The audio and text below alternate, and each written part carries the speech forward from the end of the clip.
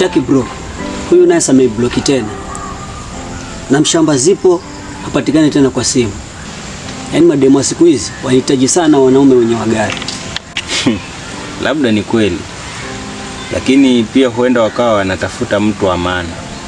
Maana sio kila mwanamke akawa eti anatafuta eti mtu mwenye pesa. Kuna wengine wanatafuta watu wa kudumu nao kwenye maisha. Eti mtu wa maana, nimejaribu kuwa serious na nikaambiwa na boa. Unawezaje kuwa serious na mademu wawili? Hivyo unawapenda wote hao. Lakini nilituma 2K kwa Spo, lakini simuelewi. Bro, mimi naona ataenda kwa mganga. Mimi naamini mapenzi ni hisia bro. Lakini mambo ya dawa haya ushaanza kuamini waganga.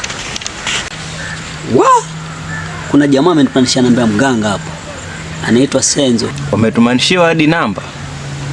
Yeah, anatoa dawa kali ya mapenzi inaitwa Wenda Sungura.